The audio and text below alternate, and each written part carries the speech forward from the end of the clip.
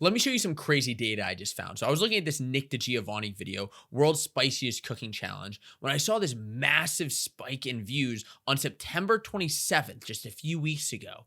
And I was wondering, what the heck could that be? And I realized that this is the day that YouTube rolled out their collabs feature worldwide. This is something, if you're unfamiliar with it, that MrBeast and Mark Rober tried just a few months ago on their video about can you safely drink your own pee. It was around the Team C's initiative. Other channels have experimented with it, just like Sticks. They did it with their MrBeast Sticks and MrBeast movie casting. And it's essentially a feature where, if you're familiar with Instagram, you can collab with another YouTube channel. So the subscribers are able to see from both channels the video. Very, very cool. And there's a lot more intricacies to that. But this is what it all comes back to, September 27th. So I start looking and I'm like, that's a pretty cool spike in views. Could this be interesting for everybody? And I look and I see, oh, that's interesting. A spike on September 27th on this MrBeast video. About 1 million views, mind you. I look on Colin and Samir, September 26th. That's fascinating. Sidemen, September 25th. Another video. Actually, there's a few here, but September 25th is the first big spike.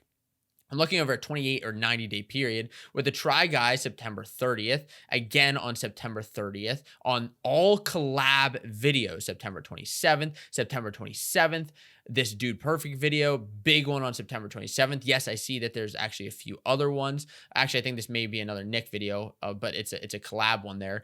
This one with this Brianna video, I secretly adopted 7 pets, September 27th, September 27th.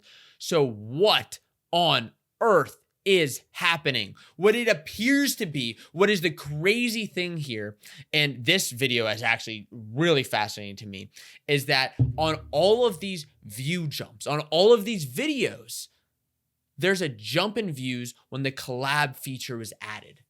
And so what that means to me is that when you add a collaborator onto your account, and these are both for smaller creators, smaller channels collabing with big channels, or big channels collabing with small channels, there's a spike in views initially. Because this feature is so new, I can't say whether that's a sustained pattern of growth over the long term, but you see in Brianna's video, it actually seems like it is. I mean, she was getting like a few hundred views a day, and now all of a sudden, big view spike, and she's in the thousands after a period of time. This is over a 90-day period of time. Now, that doesn't necessarily happen on every video. Here, I mean, it seems to be trending upwards actually on this one. This one is actually a little bit lower, but this is kind of an older video as well. This one looks like it's now trending upwards. So what is happening here? It seems like when you add the collab feature onto your video, whether it's a new video or an old video, a lot of these are like older videos.